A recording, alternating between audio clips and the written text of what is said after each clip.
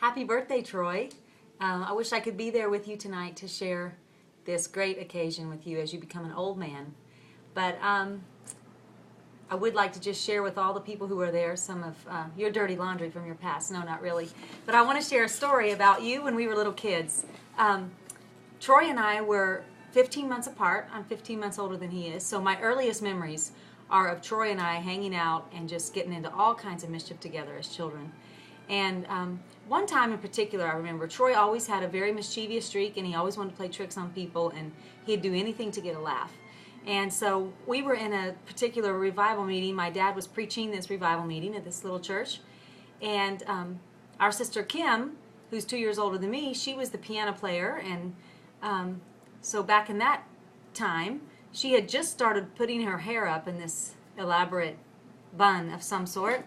And as a 12-year-old, that's kind of funny, but that's where she was. And so she was kind of paranoid anyway about wearing her hair up. She had just started to have this new sophisticated look. And we went to church this night. And this particular church that we were in, the bathrooms were in the very front of the church. And so you had to walk in front of the entire congregation if you went out to go to the bathroom during church. And so Kim was sitting on the front seat, ready to get up and play the piano, and Troy and I were sitting on the second seat right behind her. And Troy leaned over to me. He was probably about 8 years old, and I was about 10, and Kim was about 12. And he leaned over and he said, "Becky, I'm going to reach up, and I'm going to tell Kim that her hair is falling down so that she'll get up and walk out in front of all these people to the bathroom." And so that's what we did. He leaned up and told her, and Kim was mortified. She thought for sure her hair was falling down, and she had to get up and play the piano in front of all these people. So she traipsed out through the front of the church, and we laughed the rest of the service.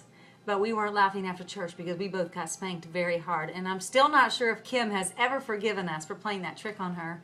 And one other short story, when Troy and I were he was about 4 and I was about 5, we weren't in school yet. The other kids were all in school. And so I remember playing out in the churchyard one day, and we were sitting there in the grass just talking, and he handed me a blade of grass.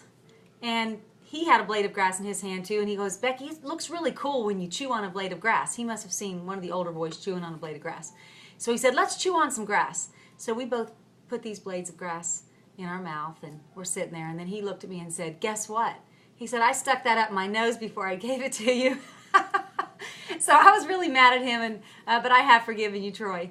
And I love you very much, and you have grown up to be a wonderful man and a wonderful preacher and pastor and father and husband. And I hope this is a wonderful night for you, and I love you.